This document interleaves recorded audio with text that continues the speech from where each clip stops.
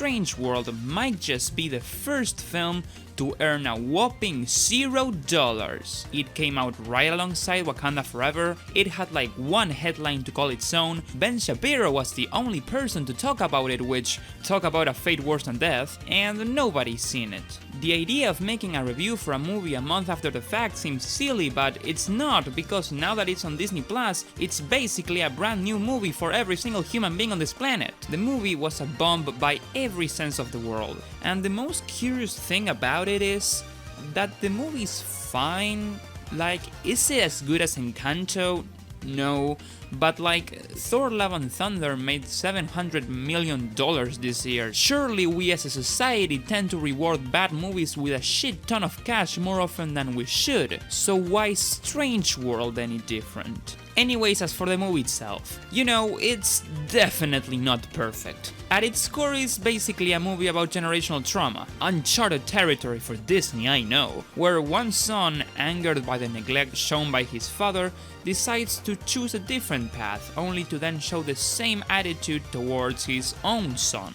Tale as old as time, you can kinda see where the movie's going with it, but I don't really care because it's all about execution, baby. The execution's fine. The first scene kinda comes and goes in a flash. Searcher, the son of the adventurer Jaeger Clade, is on an expedition with his father, and they're butting around nicely, and the second that Searcher suggests they should bring a plant back and forget about the mission, he just wanders off never to be seen again. It seems a bit overdramatic, but that's kinda the beauty of film. It can be dramatic, especially when the characters look like this, so I kinda gave it a pass. Then we see the future, where we get introduced to Searcher's new life, wife, and titular controversial headliner Ethan, his son, who most certainly likes a dude. If you want to have an Owl House level festival of LGBT representation, then this movie is probably not gonna be quite there. I mean, it's absolutely good representation, and the two boys are cute, but they're never allowed to be too on your face like, say, Ethan's parents are. Anyways, then we get told that the plants are dying, and the characters embark on a journey.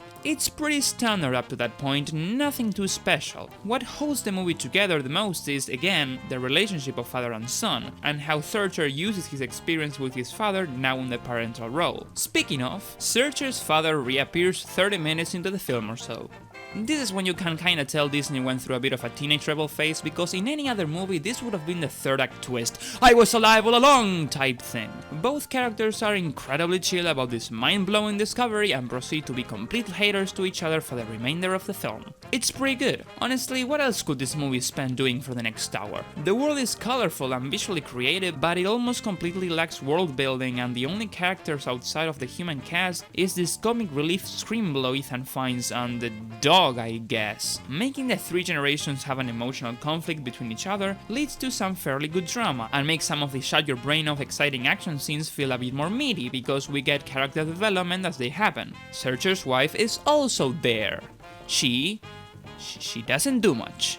Moving on, there's a big twist at the end where it turns out the whole world the characters inhabit is alive, and the thing they were trying to protect was evil and must be destroyed. And the nice cutesy pink creatures were good all along. Oh my god, call me surprised. Yes, it's not as big a bombshell as the movie paints it out, but it's fine. The writers go rogue for 5 minutes and make Callisto, yes, believe it or not, Callisto, a twist villain who traps the characters in a bathroom for a minute. That was silly. And both fathers gave their apologies for past behaviors. Searcher's was kinda cut in the middle, why, but Jaeger's was a lot more profound. I like how Searcher calls him a bad father and Jaeger owns up to it and changes his ways. I thought that was neat. And then in the end, the whole population loses the main source of power it had, but decides to push on and live with what they have. Kinda like the main characters drop their legacies and aspirations and still choose to live happily. I thought that was pretty sweet, although it would have been nice to see some level of opposition, I think. So it's an absolutely flawed film, but I think it's pretty undeserving of the unrelenting hate it gets at times, which I think is sorta the Disney effect. Historically, Disney has sort of dominated the animated scene both with money and with critical reception. Other studios like DreamWorks or Sony simply had it tougher. Nowhere can this be seen more than in the clown show that we know as the Oscars, where Disney or Pixar win Best Animated Feature every goddamn year. And the sad thing is, some of these films are fucking good, man. Inside Out, Encanto, Coco, Soul, some of the best animated movies in recent memory. But when the competition gets stumped this hard, people will start seeing you as the villain, and a 6 out of 10 movie will be treated as a 3 out of 10 movie. Now, I'm not saying people don't have the right to dislike Strange World, because they absolutely do, but what I'm more so saying is that this year a Minions movie came out which did absolutely nothing to stand out from the pile of bad movies Illumination always does, and people still declared it better than the Disney film that came out around that time. If Strange World was a DreamWorks, Illumination, or Sony movie, do you think people would be so hard on it? And this leads us to Disney, the company, because boy oh boy, if they thought they were getting off the hook here, then holy!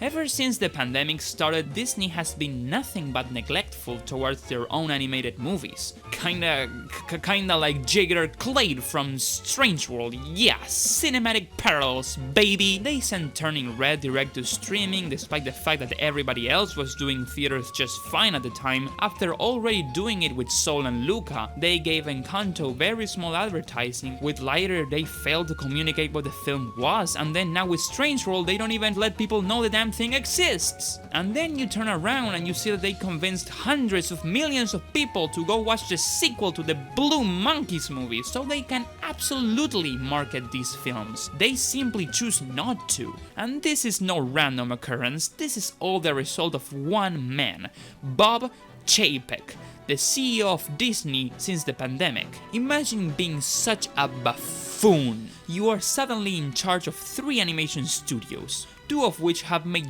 genre-defining classics, and you treat them like dog shit, let them rot in failure as an excuse to not push for them harder in the future, and then for good measure just fucking kill Blue Sky, because why the fuck not? I don't think there is a single person with more stake in the animation landscape than him, and then he proceeded to grab that stake and throw it to the road and drive all over it. It's maddening. And the fact that for the second time in a row they choose to do this with a movie featuring a tiny amount of LGBT representation feels like a whole different kind of evil. It's this way that Disney entered a downfall, not because they stopped making money as a whole, not because the movies started to suck, but because they completely disrespected the medium of animation, the thing that pushed them to stardom in the first place. To grab such emblematic, important thing and spit all over it, it requires stupidity, it requires malice, and it represents a failure on their part. Anyways, Bob Chapek is gone, replaced by Bob Iger. He is the dude who completely monopolized the movie industry last decade, buying Marvel, Star Wars, and Fox, which is not good at all and we should all be worried. But hey, he treated animated movies pretty well, so here's hoping for a better future. Anyways, I know I just spoiled the entirety of Strange World, but go watch it anyways, it's right there on Disney+. Also, if you're one of those anti-SJWs who hates this movie for being woke, I'll politely ask you to unsee this video and log off the internet until the release of Avatar 5 sometime later in 2045. Okay, bye!